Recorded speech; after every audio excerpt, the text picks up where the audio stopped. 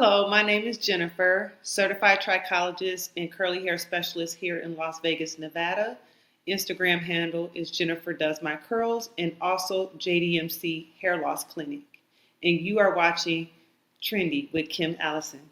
Hello, everyone, and welcome to another episode of Trendy with Kim Allison. And today I have a very special guest, Miss Jennifer Bressler.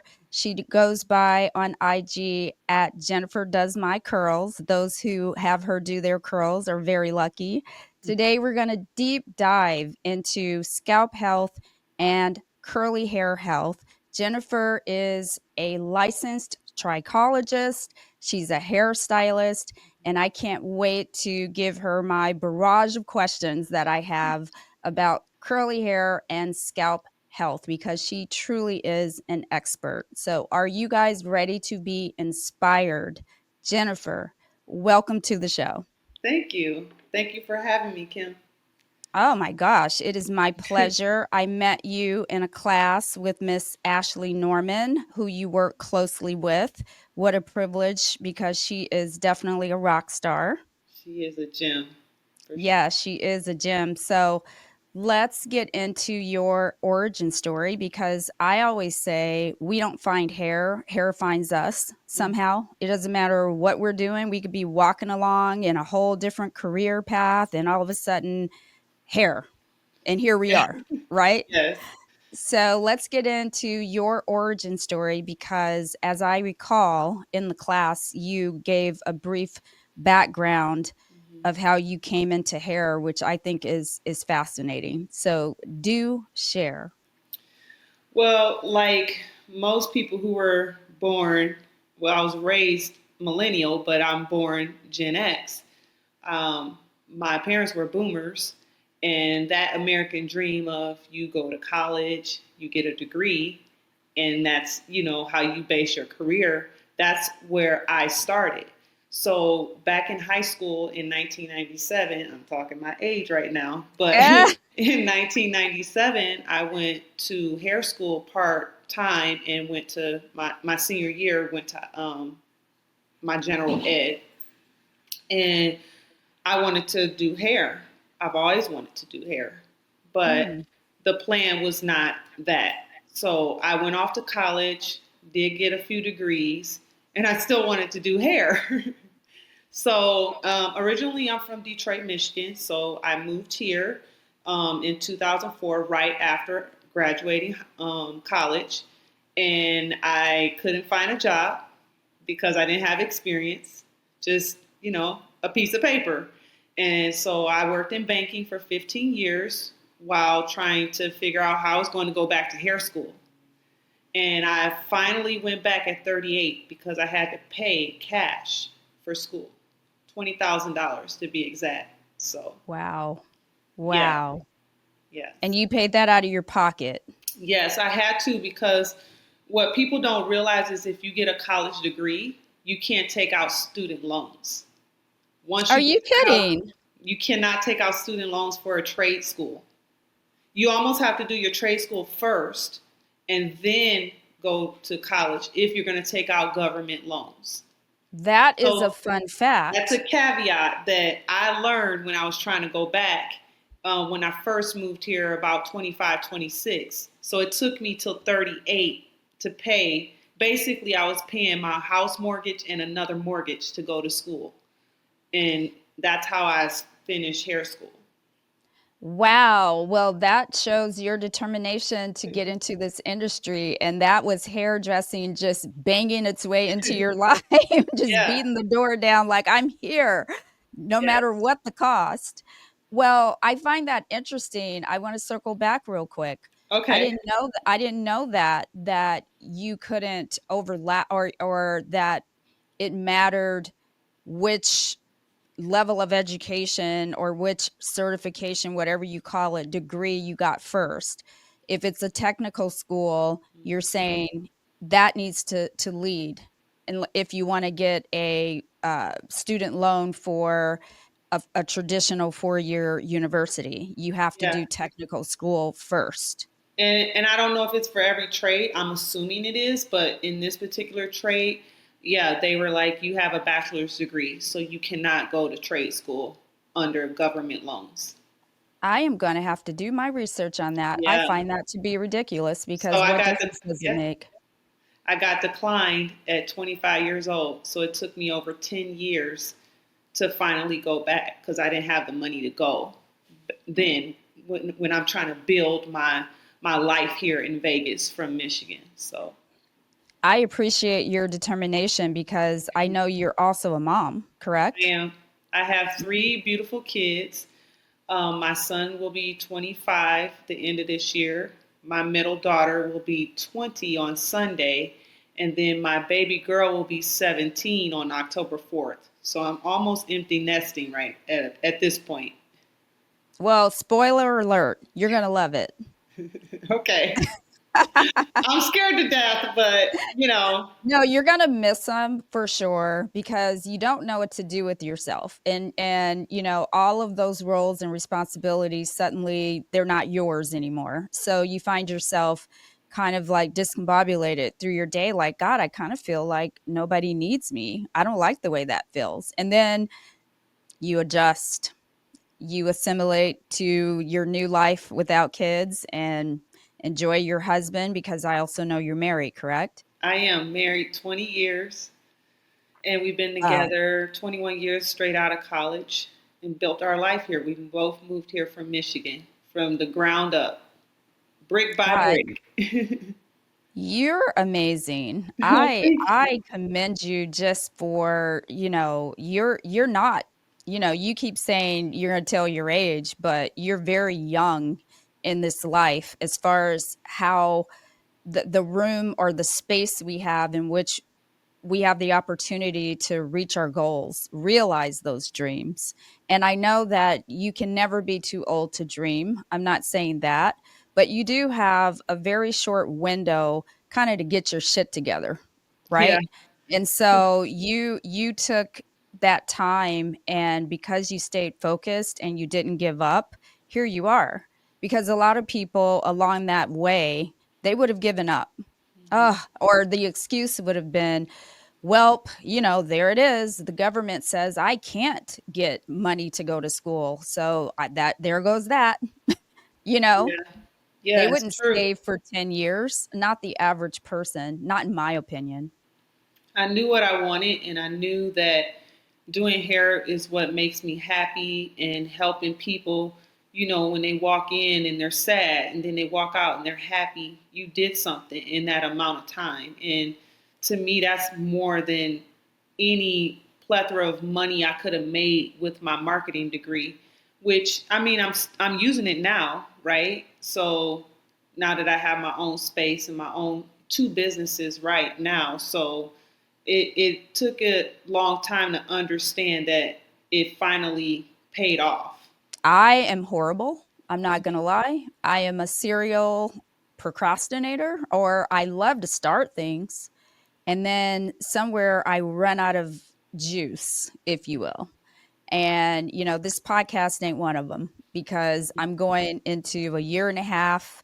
I'm so proud of myself that I stayed the course. Woo!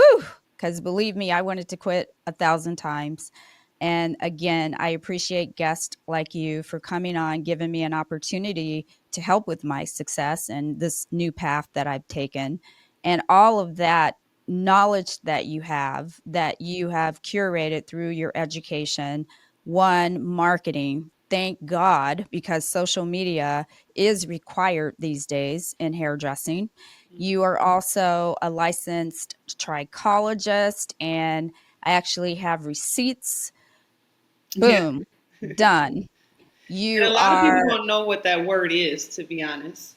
So, yeah, I think, like you say, it shouldn't be a trend per se, but unfortunately it is, even though it's age old. It's not new. It's not like all of a sudden trichology just dropped out of the sky. It's always been there. I think it's just now on people's radar.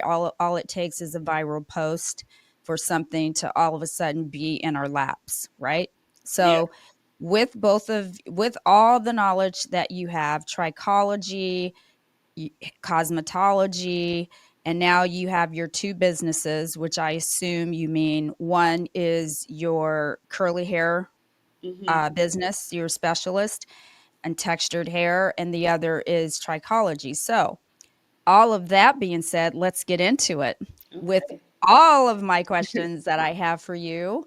Um, I know that with curly hair, all of that, that is a movement that started with Black women, at least, I think first. And then it just kind of took off from there, where textured hair just was it was embraced, I should say, on all levels.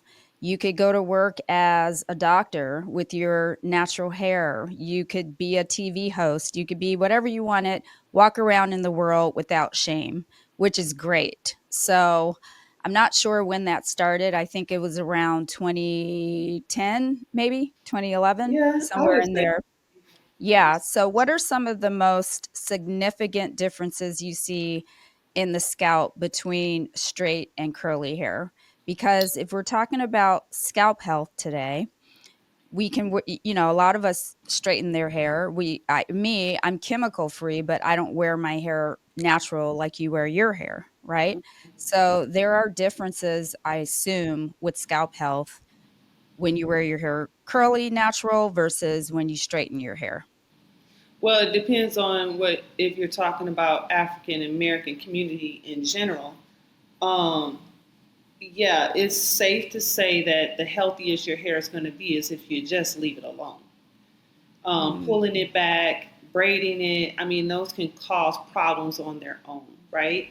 And Mhm. as we get older and we start reaching perimenopausal age, we run into more problems as well. As we have babies, we run into problems. Women are the ones that experience autoimmune diseases the most. And so that can be a problem with the scalp and the hair. How we eat. I can't tell you how many times I see people with a Starbucks cup in their hand or a coffee or any sweets, or like you look on every corner, there's a coffee shop, there's a donut shop, there's a cake shop.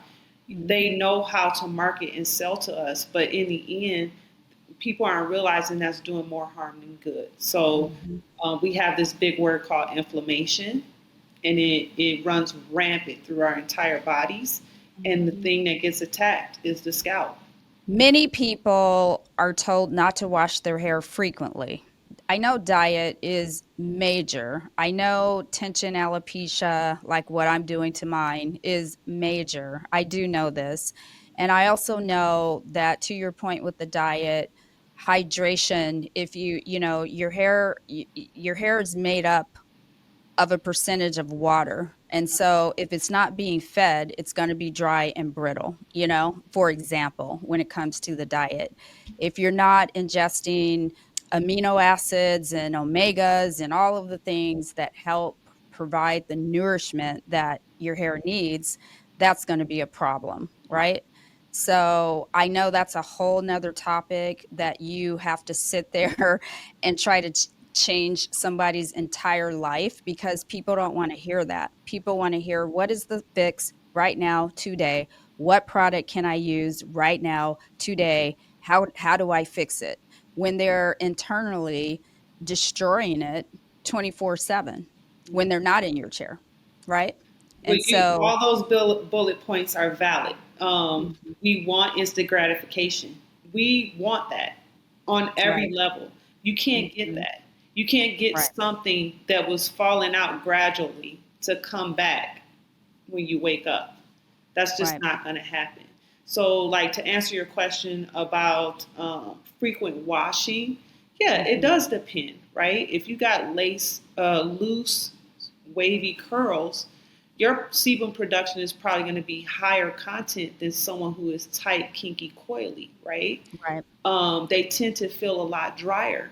Afro texture feels drier. Like take my hair for example. I probably wash my hair. I try to get to 7 days, but by the time I get to 7 days, I'm expanded to an afro, and it's just a preference. I like to wash my hair about every 4 days. There's no clear science on washing your hair every day is bad. That's actually a myth. But I do understand in the Black community, that's not translated the same, because these same people that are saying that don't walk that way of life, right?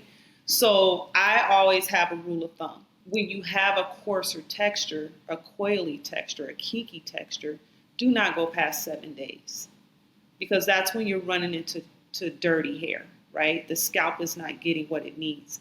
When you have a coarser, coily, kinkier texture, your scalp is not exposed like someone who has straight or looser hair, because the hair is covering that scalp. So it's a breeding ground to trap dirt. The Right. minute you walk outside, there's pollution in the air. The minute you walk in a casino, because I live in Vegas, what's getting trapped? Smoke. Yep. And I always explain this stuff, like our hair holds on to everything. When we live here in Vegas, we have hard water, and that traps on the hair. So it has to be removed at some point. And we use all the products, right? We will buy everything that is allotted to us, because the internet and YouTube University has us believing that product is meant for us, instead Yes. of like understanding not everything is meant for us and not everything is intended for us.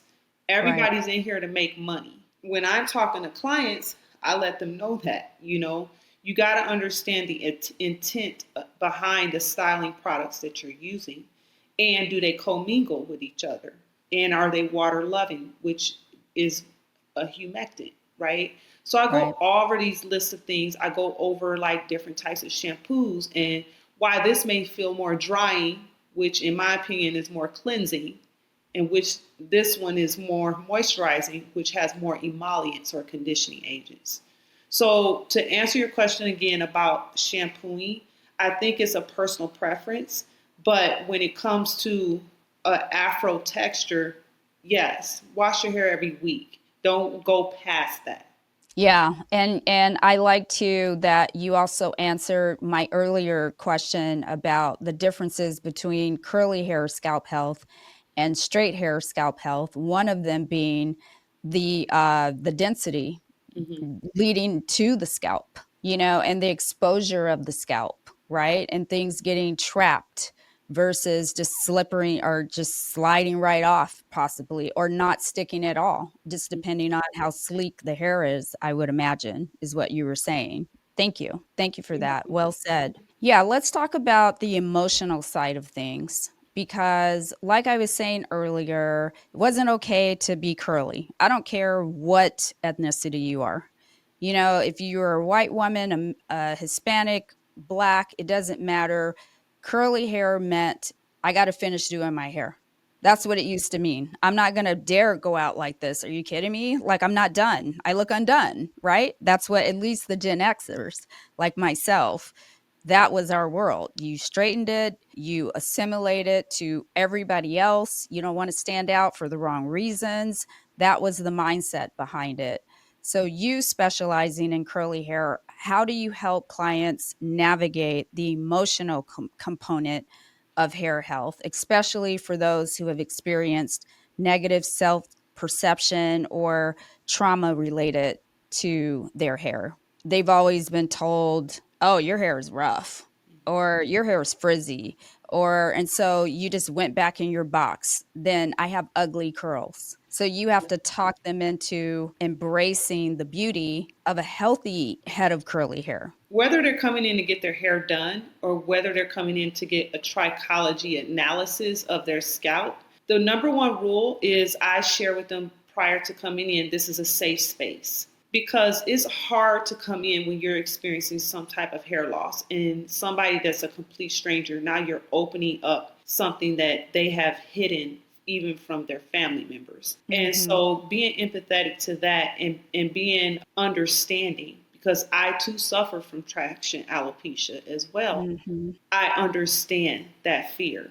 I understand that judgment. And so what I like to do is when you come in, there's no negative connotations at all. We're not saying our hair is nappy. We're not saying my hair is bad. We're not saying like none of those words come out of our mouths. And so I Mhm. make sure Mhm. that's very clear, but I'm also not like stern about it, like, being hardcore on it. I want them to know that this is a place where you're going to get an experience you never got before. With me suffering from traction alopecia, I'm completely bald underneath all this hair. I hide it very well. The thing I wanted to be a pillar to my community so that they understand that other people experience it as well, And so we have to have a conversation about it. And then when I started Trichology and I was doing hair at the time, I was seeing a lot of that, like just not understanding why this hair loss is happening. And when you got someone there like, I'm so bald on the top, and you can see it happening because you've been doing this person's hair for years, and you don't know what to do. Your first instinct is like, I want to help this person. So that's why I went and delved deep and took 16 months to study at the International Association of Trichologists so that I can understand how to help the Black community specifically, because that's primarily who I help. I help all people. I'm a diverse stylist, but it was a need for Blacks in general. You go to a dermatologist, what do they want to prescribe you? Ketoconazole, or they want to do injections, or it's like they don't understand the Black care aspect. You tell a Black woman to wash her hair 3 days a week because she's got seborrheic dermatitis, she gonna look at you, and then that bottle of shampoo is going underneath the sink. Right. And so Absolutely. I'm trying to represent this community differently. Yes, you need to do that, but now we gotta somehow tweak it and figure out how we can destroy seborrheic dermatitis on your scalp, but also understand we don't wash our hair that often. Right? Now explain to real quick, let me just get the separation dermatitis. It's seborrheic dermatitis. Seborrheic Seborrheic. dermatitis. I've seen this. It's a new term to me. Yeah. Can you explain to the audience what that is? So basically, people think of it as dandruff. So it's an overproduction of sebum that gets out of control. And at some point, when it gets out of control, your normal shampoos can't cleanse your scalp. You have to use what is called a ketoconazole shampoo, or something that has an ingredient that can fight against seborrheic dermatitis, which is a basic form of yeast malaria. And it's very common. It's not contagious. It's not the scariest thing in the world. You're not going to lose your hair. But I guarantee you, most of my clients / patients, depending on what day I'm doing hair or trichology, most of them suffer from that in some form. Some can be mild and some can be more severe. And the thing I'm noticing, the people that don't have it as much are the people that wash their hair often. Ah, Right? okay. So it doesn't build up over time. But when it starts doing that, you start seeing it like on your follicles, in your hair, falling out. There's a difference between now dandruff and seborrheic dermatitis. And so you have to use certain shampoos to combat it and bring that scalp back to health. What's the difference between the two? Seborrheic kind of like cakes on the scalp more. Got you. Dandruff Is it kind of more like almost kind of wet? It's like Or is it a dry patch? It just sticks. You ever Okay, see got you. someone take a comb and like scrape that? Not that I recommend that, but you see how they scrape it off? That is seborrheic dermatitis. I see. It's and it looks more yellowish, doesn't it? Yes. Yeah, that's where I'm trying to get a visual in my head. Where dandruff, you can see it like flaking. At some point, seborrheic will too. If you scratch it hard enough, it will start removing itself, but it's still there. I have a couple of clients, and one is psoriasis, and the other, I believe, is seborrheic dermatitis. I just didn't know what the name was. And psoriasis, how does that come into play with these two? Seems like they'd be in the same family. They're not. Psoriasis is autoimmune, and it's not curable. Seborrheic dermatitis is. That's just an overproduction of your sebum. I see. So that's more scalp health related, where you can just change your routine and kind of combat that. Yes, and change how you eat as well. Same thing with psoriasis. Even though it's autoimmune, it's not curable. You can combat it a little bit based off of nutrition. Okay. You'll still That's good have to it, know. but it doesn't flare up as much if you can calm down like the need for sugars and things like that. If you start eating healthy microbiomes and foods and probiotics, you'll start getting less of a reaction. Huh. Interesting. I'll pass that along because I definitely have a couple of people and I think they have medications that they take, but diet definitely, again, is always front and center Yeah. because you are what you eat at the end of the day. And I So, will never say anything against a doctor. I mean, mhm. kudos to them. I go more of a holistic approach.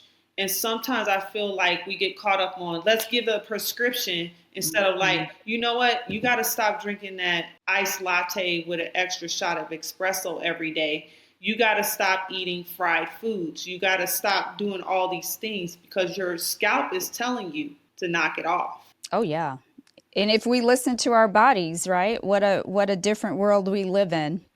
And I like that you addressed the trichology side of self perception because you have a lot of women, and I have, when you've done hair as long as I have, 29 years, Woohoo! you have grown old with your clients, and some were older than you to start. So, right, they're at that Yes. advanced stage, or as my one friend says, "Girl, we're in our last semester." I'm like, "Oh God, okay. I hope not." But okay.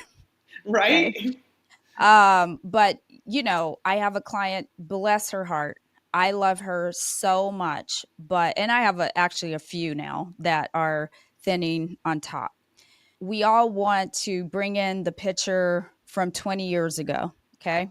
Well, not only is your hair 20 years older, your skin is 20 years older, your age is 20 years older. So there's no reason to believe that everything else is going to change except my hair. Like, fortunately for some, because I have an 85-year-old woman that has more hair than most people in my chair at 85, but that's her genetic makeup. It would be hard for her to destroy her hair, right?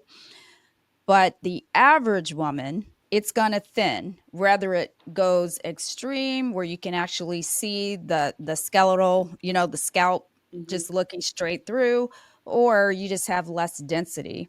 So when you're talking to your clients and you're trying to get them to understand that, but they're still turning to you, is it getting thicker? Is it getting thicker? Do you think it's changing? Do you think it's better now? I've changed my diet.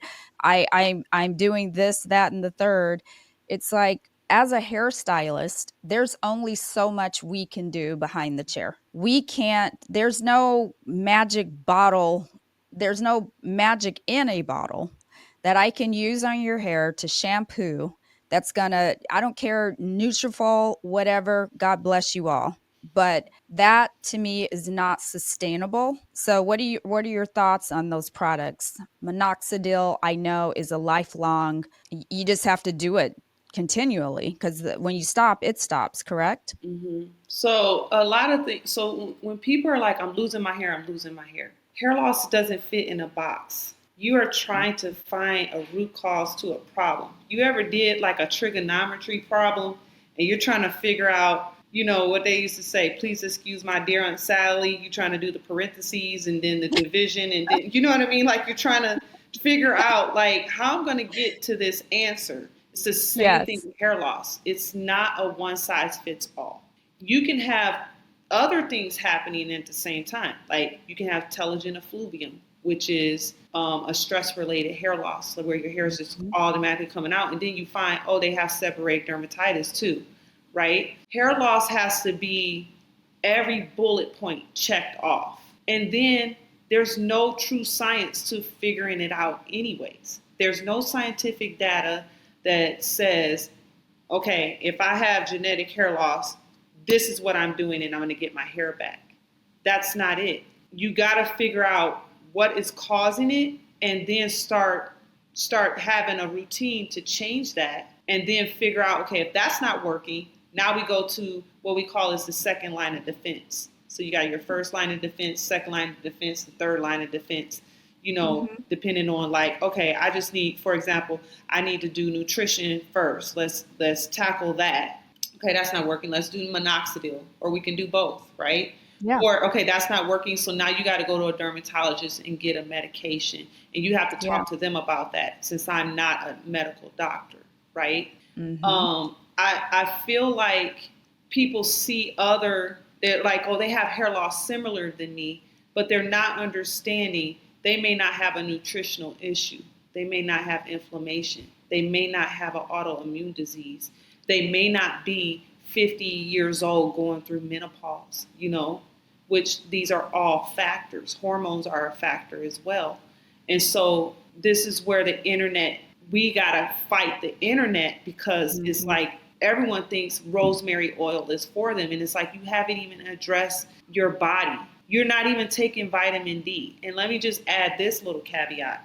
If you're African American, you're almost always deficient in vitamin D. And Right. nobody takes that seriously, including Mhm. myself. I did Right. not take that seriously up until August of last year. Like every year I get a physical. The 5 years that I was getting the physicals, my vitamin D was extremely low. So what happens is if you have a paler toner skin, the sun can absorb through your body easily than someone who's dark pigmented. The Okay. sun cannot penetrate through melanin if it's darker faster than someone who's paler skin, right? Makes So sense. we're Yeah. so African Americans are all, I don't know any African American that's not deficient in vitamin D, and it's so important to our bodies. So I'll use myself as an example. I was not taking vitamin D, and as I got my trichology diploma and I started realizing just how important it is even to the health of your hair, as of August, I just started taking it religiously. And for the first time in 5 years, my vitamin D was in the green. Oh, I love And it. my hair started thriving. But that's just one Ah. thing, though. I was not getting like achy bones. Like I would wake up and go, oh my God, my body aches. I don't have that anymore. It's so important to our energy and our calcium function of our bones. And so when people are like, oh, I suffer from osteoporosis, I'm always like trying to pick up the clues, even though they're not even Yeah. understanding that I'm doing that. And it's like, no, they don't take vitamin D. And it's like, well, if you would have taken that, like right now I'm taking it before it's a problem, so that by the time I'm 55 and take a bone density test or 60 or whenever they do it, I'm not going to have an issue with that area. So you want to Exactly. tackle the problem before it gets to be a problem, right? Absolutely. Being proactive. Vitamins are just super important, but that's just one thing to the problem. Minoxidil is great, but the thing with minoxidil, you got to know the pros and cons, right? If you want to grow your hair back, it may do that, depends on what type of hair loss you're going through, right? It's Mhm. not for Mhm. everybody. Like, Mhm. I can't get minoxidil to grow my traction alopecia. It's not going to Mhm. grow back. I'm just Mhm. stuck with that. And I just got to figure out, okay, do I get some hair pieces or do I just comb over my hair and be fine with it? Right? Nobody would ever know, Right. first of all. Yeah. Exactly. And thank God I got all this hair to cover it. Yes. But can you imagine someone who has I've traction from I've wearing seen it, and it's up braids here. and Yep. it's up here? So now I Mhm. have to be a resource to say, you know what? We can try minoxidil. You can go to a dermatologist and try a prescription. I won't name them off because I'm not medically advised to Sure. do so, but there Sure. are certain medications, but that is not promising. And the thing Yes. people don't realize, including minoxidil, prescriptions like spironolactone, these drugs that you hear out there, finasteride, these drugs were not made for hair loss. There's no Interesting. drug out there that was made for hair loss. What happens is, say minoxidil, for example, it was created for hypertension back in the Interesting. 70s, I think. It was created for Okay. hypertension. And so when patients come into the office, they're like, well, I've noticed my hair has been like flourishing and growing. And then that's when it takes off. Like, oh, now we can use this as So a they hair put it growth. in a, foam form Yep. versus probably the something you would ingest put it in a topical form. So you can do topical, you can do foam, you can do No, I'm liquid. saying with the minoxidil, like initially, I'm sure it wasn't topical when they It was not. discovered.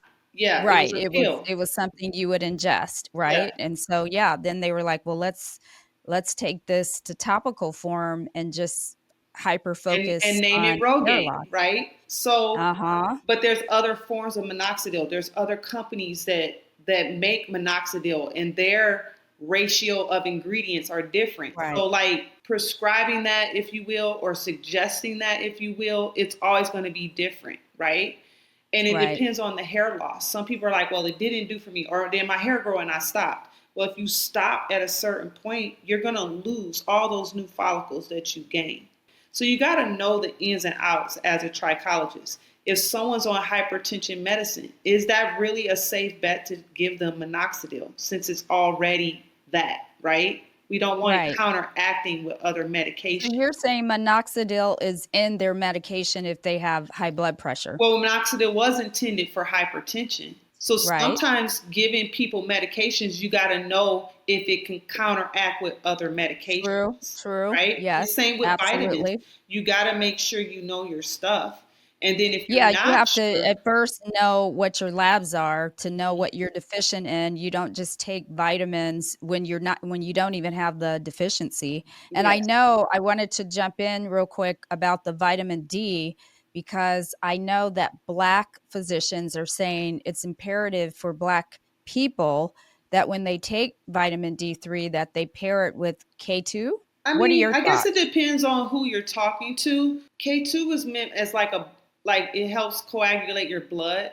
I don't see any difference between vitamin D3 and K2. I just take vitamin D3.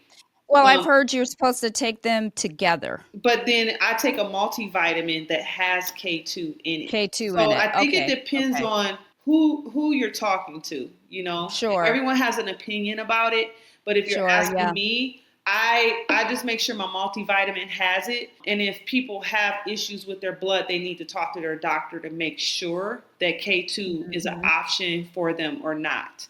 You got to be mhm, very careful with certain things. Iron, that's mhm. another one. So I'm very careful on like if I see some blood work or if they're telling me about a medication I know a little bit of, I have them go Mhm. back to their doctor to make sure what I am suggesting to them is going to work. And most of the time it does. But I also want to Okay. err on the side of caution that I know what I'm saying and the doctor is agreeing with me because that's going to make me be a better trichologist. Yeah, you work as a partnership, Hmm. you know? I actually have a dermatologist coming on. He is so funny. He's so funny, but he's knowledgeable. He did a post where the kid had alopecia. It was a boy and he was bald and just had the skirt, right? Where it Hmm. goes all the way around. And he has a full head of hair because he took whatever he prescribed to him. So I'm curious to ask him about that and, kind of dig a little further into that. There's so Cause much advancement going on right now. Mhm. Things that I'm learning to this day. There are things that I want to take classes on and make sure I can be able to do those type of services. But you got to get Mhm. the education behind it, and you got to make sure some of the stuff isn't allotted to us as cosmetologists or Mhm. trichologists. So we have to know when to say, yeah, you got to go see this person. The problem Yeah. is, especially in the Black community and especially in Vegas, there's not a huge presence for that community, Mm. right? There's one Mhm. dermatologist here that helps the Black community. All dermatologists will help, right? But this Right. one knows Mhm. what a Black woman is going through, what a black man is going through. It's harder to send people to just a dermatologist when they don't understand the significance of what hair is to Black culture. Absolutely. I So, think that in that respect, it is, you have racial divide and then you have racial necessity. mhm. It's like if I am a lot of blonde haired women, they go to women who look like them to get their hair blonded. So it's no different. in the medical field, you have Black women who go to Black stylists because you feel like they can relate to what you're going through and they share your hair texture, so they have some familiarity, right? Yep. Well, in medicine, I know nobody wants to say the word, but Black doctors, they take a special interest in you being Black Mm-hmm. because they share the same ethnicity. So it's not really a division piece, it's more of a understanding. Mm-hmm. I So I think totally agree. that's smart. Yeah, I think that's smart to go to a Black dermatologist, especially if she specializes in hair loss, because I also know, because I have a client who's a dermatologist, and she says, Kim, in medical school, hair loss was 5 seconds long. Mm-hmm. It wasn't, that's why you go to a dermatologist. We have our standard script on, that's why you all get the same medication, no matter what the ethnicity you are, you get the same foam and pink shampoo, whatever it's called, Yeah, you ketoconazole know, oil. you know what I mean? So I have Yeah. so many in my cabinet that clients bring me. Yeah, my doctor said, and I'm like, okay, I have a whole tub of this, little bottles of this at this point. Definitely a conversation that needs to be continued. I think there needs to be just a community on this where people just share their stories and experts share their knowledge, you We know? definitely need more of this. Yeah, I for think in sure. this industry, especially the Black community, they spend so much money in this industry. And Hmm. I think sometimes it doesn't come from a space of like, I want to take care of that community. You know what I Right, mean? So, like, right. I wanted to touch on like biotin, for example. Yes. Everyone's like, and I take my biotin. And I'm like, wait. Are you deficient in biotin? And they're like, well, I don't know. Well, you would know because you're usually at birth deficient in it. It has no scientific data to prove hair growth. None. That's what I've heard recently. None. Isn't that something? And everybody's been, I take 10,000 milligrams of None. biotin. It's like, and Yeah. it's also bad for your heart. Well, you can get it in your food, right? And to be honest with you, Right. when you're going to get blood work, you have to stop taking, like, say, if your most multivitamins have biotin in it. Why? It's a buzzword to sell the product, right? Because we're Right. looking for buzzwords, and so Mhm. people will buy it just for simply having that word on the bottle. Mhm. You have to stop taking it like a few days or so prior to you giving blood work. It does something to the blood. So Oh, I really? want to get that out there that guys, you don't need biotin shampoo, you don't need biotin vitamins, you don't need any of that. It's automatically going to be in your multivitamin, but you also get it in your food. And if you're not deficient in it, it's not really doing much of anything.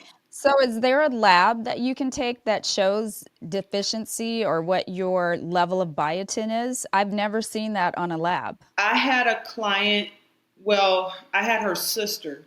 When she was born, she was deficient in biotin. And so she had little patches everywhere. And her mom would give her high doses of biotin. And I haven't seen them in a while, but I think that young lady is like high school age. Mm. And she's got Okay. a full head of hair. But Oh, I she love she it. was diagnosed with that deficiency at birth. Interesting. So at birth, they'll tell us then. Yeah, absolutely. Okay. I had no idea. I've never heard biotin be brought into any conversation that I've had with a medical professional Because it's at rare. any point. It's Yeah. rare. It's that rare. You don't hear people with biotin deficiencies because we can get it Interesting. through eating. Yeah, and you were talking about buzzwords. I'm like, right, like the word organic. Yeah, yeah. It couldn't be more non-organic when you Or flip that package over and you look at the ingredients, you're like, organic with natural flavors. Interesting. or with fragrance or perfume. Or the Exactly. other buzzword is sulfate free. It's like, guys, look, we need sulfates to wash our hair. I will never be against using a shampoo to wash my hair. Now, is there differences in shampoos? Absolutely. If you're using a clarifying shampoo, that's going to be most cleansing, right? And your hair's going to feel dry, but you're feeling clean hair. But if you're Right. using something more hydrating that has emollients in it, that's going to be more conditioning agents, right? So it's not going to be as cleansing. So that's what you're feeling. Your hair being clean versus less clean, Right. right? Squeaky. Yeah. Squeaky. And then it depends on how you're going to use that. You're not going to use a clarifying shampoo every couple of days. You use that as needed when there's buildup on the hair, which Right. telling you, the Black community, they use all the styling products, the creams, the coconut oils, the jojoba oils, all of that. So that builds up on your hair over time. Absolutely. And it has to be cleansed. I had a trichologist that I interviewed a couple of weeks ago. Scalp Garden is what it's her handle, Okay. Christine. And she talked about application of conditioners. And she said they should only, because I know that I learned recently, not recent, but within the last 5 years, that some conditioners can cause irritation on the scalp Mm-hmm. and, have an adverse effect. And they really aren't meant to be applied to the scalp. Conditioner, right? Because that's the shampooing and the cleansing that does enough for your scalp to free it of clogged pores and buildup and what have you. So you don't pile on conditioner after that, and then, which makes sense. But she was saying conditioner should be applied mids to ends, because you have not middle mid, but the beginning of your mid, Mm-hmm. because you have the natural oil coming from your scalp that takes care of that first, part of the hair strand. Everybody has a different way of doing things. I apply conditioner from here down. I'm not in the scalp like this. So to me, this needs more, just as much conditioning as this, but this is more porous. So that's why it makes sense to put more conditioner down here. But am I like super careful where I'm not putting conditioner like right here? No, I put conditioner there. I'm just not massaging it in the scalp like Into that. the scalp. Mm-hmm. And I could have misread what she said. I No, believe she said mids to ends, but she easily could have meant just an inch off the scalp. You hmm know, I think yeah, it everybody's just. perception of it is different. But if you're Mhm. asking me if I'm in the salon, and clients will ask me, I'm like, this is part of your hair too. Just you can put conditioner there. In my opinion, I haven't had an issue with that. But don't Right. just be massaging it in the scalp. It doesn't need to Right. be on your scalp. Yes, absolutely. I like that. Are you familiar with this term? Of course you are. Skinification. No. Skinification basically means focusing on the scalp for hair health, Okay. right? So when they talk about the trend side, hence Trendy with Kim Allison, I have Mhm. to talk about trends. When they talk about the trend side of scalp health, skinification of it all means that we're dressing that scalp layer even over the dead tissue, which is the hair, right? Mhm. And I don't think a lot of people understand that that tissue is dead tissue. So back to your point, when they talk about marketing, you have words in your products like nourishment, all of these things. It's like there's no way to nourish a dead tissue. However, we cannot destroy it. Mhm. Right? So I think that's the best we can do, is not to destroy it. So what are some of the biggest product related mistakes you see people with curly hair make? And what should they look for in an ideal product formulation? So when we're talking about ingredients and you flip it over, if you have curly hair, you don't want it to be dry, brittle. What are some of the things they need to look for in that bottle of product they're buying? This is a big question. So I want to make Yes, it's sure that loaded. I want to make sure I answer it well. A lot of people believe in like using a lot of oils, and I'm not a Mhm. big believer of that. Mm, After I've known what I've known, not saying oils are bad, but there's an intended use behind it, right? The reason why I don't use them is I feel like it makes the hair heavy and feel more built up and more dirty, right? So take your mhm. coconut oil, for example. It's great for us. It's great. It's good. But I think there are other ways of making the hair better and good, right? Mhm. jojoba oil. These things are just so heavy and oily, and they're not hydrating the scalp. I learned in fourth grade when you mix water and oil, what happens? They separate. So, how can something that separates hydrate when water is the hydration, right? In my Right. mind, I'm like, I still don't understand why this is being said, right? I'm trying to figure Mhm. out, like, I'm trying to get another person to tell me how are oils hydrating when we need water when it comes to curly hair. And if we're putting oil on top of that, it's just bouncing and repelling off. So, Yeah, I mean, there's 2 schools of thought with oil. You know, oil for the hair and oil for the scalp. Those are 2 different modalities, right? So the scalp, I had a hair oiling specialist on, and she said for the scalp, you wanna oil your scalp with agents that promote stimulation. It could be peppermint oil, it could be botana oil, it could be, rosemary oil, but you don't wanna leave it on your scalp. mhm. You let it penetrate as a treatment, and then you clarify it after. Like, leave it on for 20 minutes, 30 minutes, don't sleep with it overnight, none of that, and then you rinse it off, so you're using it like a treatment versus a day for daily use. You can use all those oils and you're like, my hair is not growing, but you haven't addressed the root cause. That may That not part. even you can't put a band-aid on without the neosporin. It heals Right. faster with neosporin, right? Like you just can't just put the band-aid on and go, okay, and then you're not cleansing your hair properly, you're not eating right, you got some hormonal issues going on. It's not for everybody, is what I'm trying to express. No, and you articulated that well the first time, right? You're right. There are layers to this. There's a protocol and a chronological order that you must take before you jump all the way to step 10. You can oil your hair all damn day, is what I hear you saying. Right. But if you're deficient in something, you're just oiling your hair all damn day. Exactly.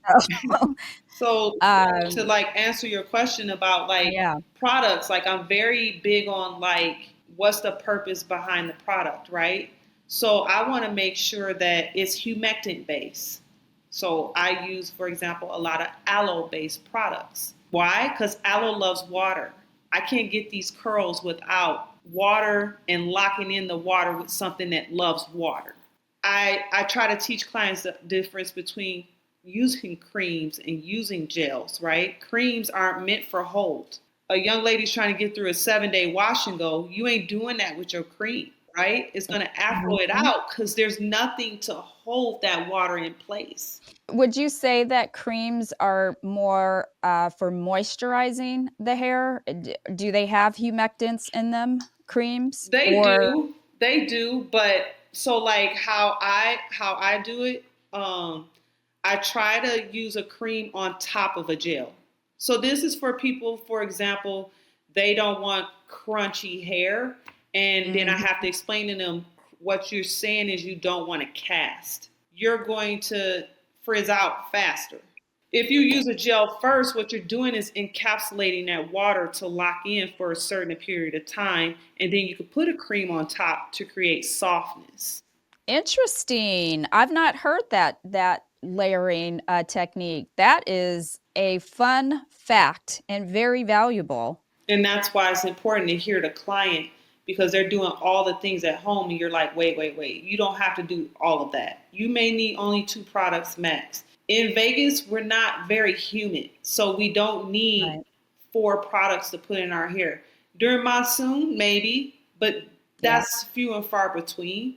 But like I try to gauge what the client is doing and help them understand like you don't need this product because the why Right. is so important for me to explain to the client so that they understand and then they're going to share that wealth of knowledge to the next person. I'm not saying that what I do is like the end all know all. There are people that combo things that I'm like, wow, I would have never did that, but that's amazing. But then I'm curious to see what it looks like on day 4, day 5, day 6, because water is going to dehydrate each day you're wearing a wash and go. So if you lock it in tight day one, you can get there. So when I'm explaining to clients about products, they have to be humectant based. They have to be clean.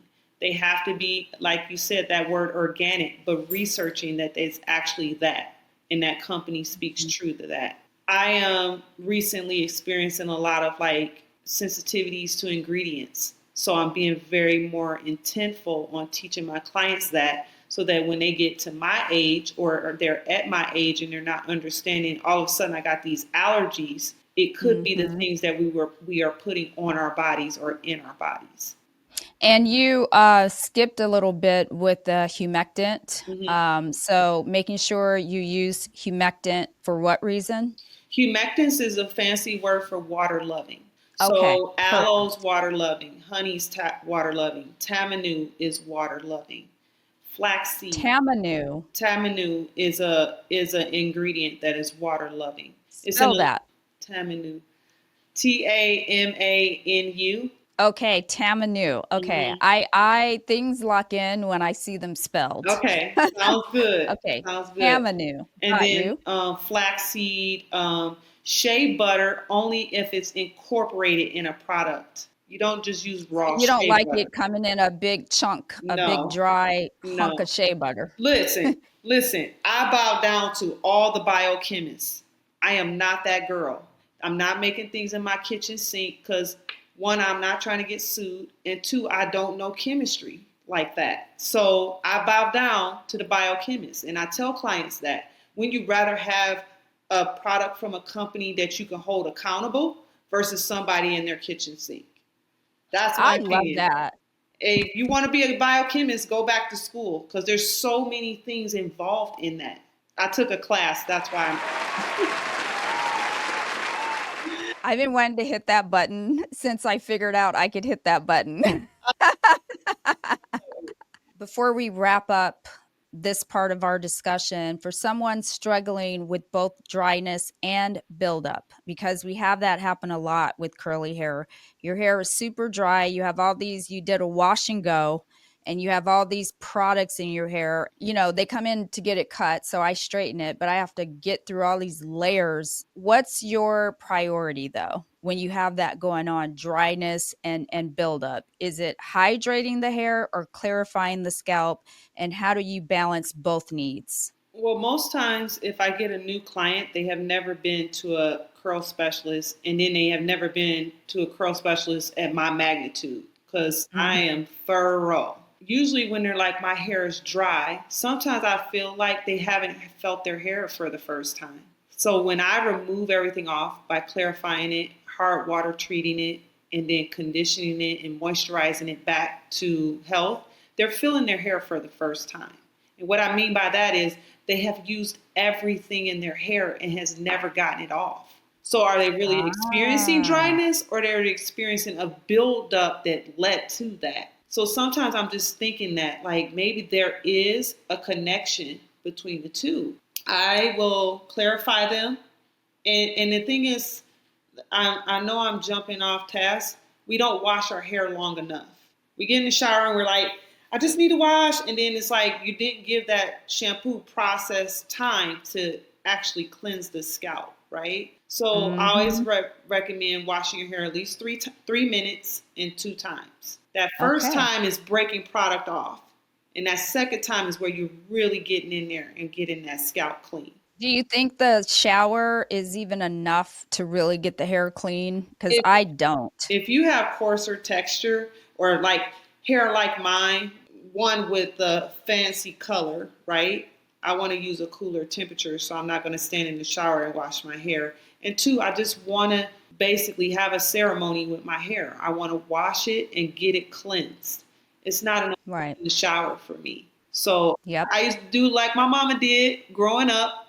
We getting our hair washed in the kitchen sink, right? That's right. And that's Or a lean cultural over that thing. bathtub. Yep, exactly. Exactly. Yeah. So I always addressed what I listen to my client, and that's why consultations are important. I listen to my clients by asking them, what shampoos are you using? Because now that's going to tell me, aha, right? Then I ask them what products are they using. And a combination of those are probably what their main issue is. Right. Because after Yeah. I get everything off, the hair actually feels soft. And they're like, Mm-hmm. there's nothing on my hair, no products, nothing. My hair feels soft. How is that? Right? So again, Yeah. feeling their hair for the first time. And so that's how I take my clients in based off of their consultation. And then I address each issue and I give them the why behind that.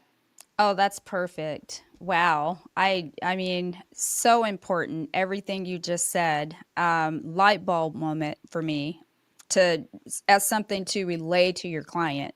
Because as a stylist, yeah, I get all of that off your hair and it's never dry when you leave my chair and you're saying, "Oh my God, it never looks like this at home."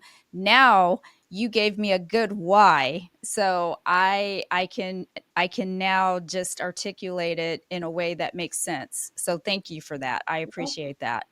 And can you tell us real quick what your favorite products are? Because if we are at home and we're struggling with dryness, but it could possibly be buildup, what would you recommend to a client?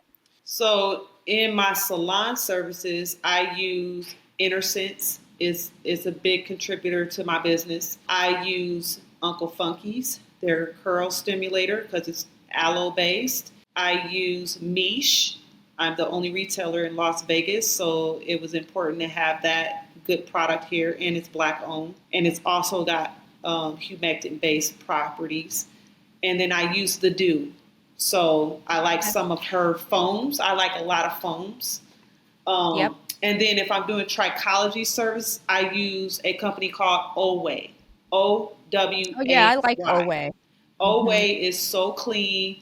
I Love. think most of their, let's just say like 98% of their ingredients are plant derived. It has transformed my trichology business for healthy scalp. Yes, I agree with OA. I love that Mhm. product.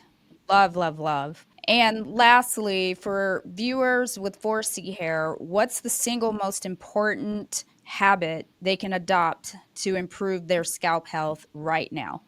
Well, I think embracing your texture. Stop wearing a lot of braids. Braids are not protective. Let me say that. Braids Hmm. are not protective styles.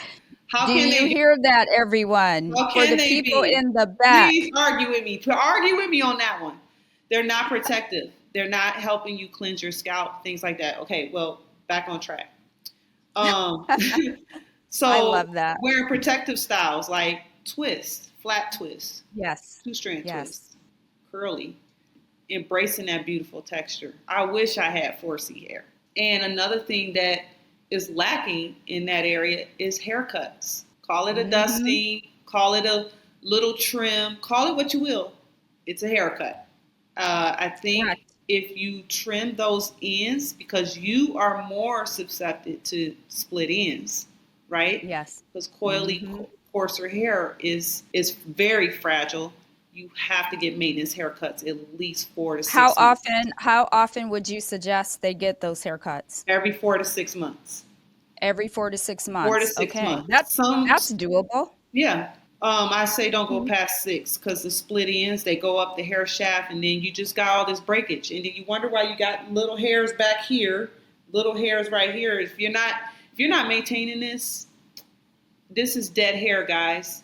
This is Yep, hair grows up here. It's dead that's down right. here. Your hair don't grow down here. So stop hanging on to dead edges or dead ends, I should say. Exactly. Dead ends.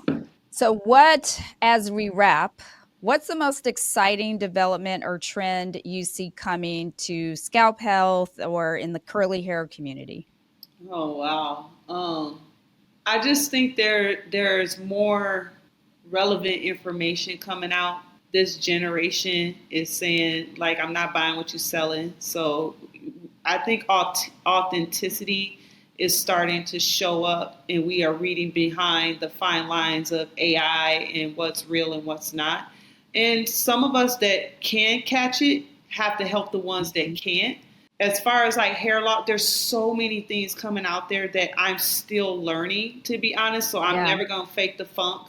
I literally want to learn about Almated, but with me being a rookie in the trichology industry, I'm in this learning phase and I'm always a student. So I won't ever throw out there like this is the absolute best thing. Like I am a forever student and I want to grow that way and let people know that like I do things a certain way because of what I've learned thus far, and it may change next year when I advance that education. I think having options for hair loss, as far as like we don't call them toupees anymore, we call them hair toppers or You're right. hair replacement services. You don't hear the word Sure. toupee, but it's pretty much that, right? And seeing the Absolutely. advancement of that, and currently I signed up for a class in December to learn how to apply those specific hair pieces for Ooh. people who cannot grow their hair back. Because Yeah. guys, the development of going to Turkey and getting hair transplants is not for everyone, and it's not Right. going to grow everyone's hair back. And I've seen people spend that money and travel over there just to save money from not supporting it over here, and their hair fell out. So again, yeah, it's not for everybody. And if I again, know a couple of people who did it. Their hair hasn't fallen out yet, but I didn't even know that was it is possible a for thing, anyone who's yeah. gotten a hair transplant.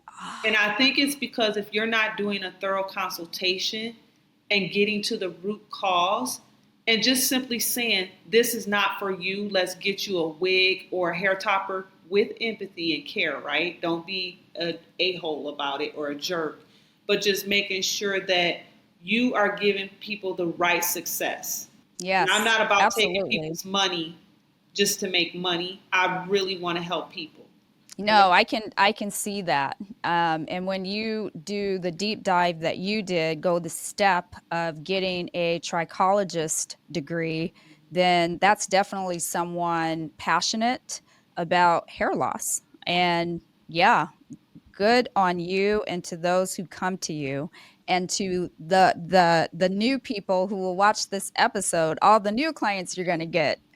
I hope so. Mm. I just want to help, and I want to be an asset, and I want to create something where my memory was she helped so many.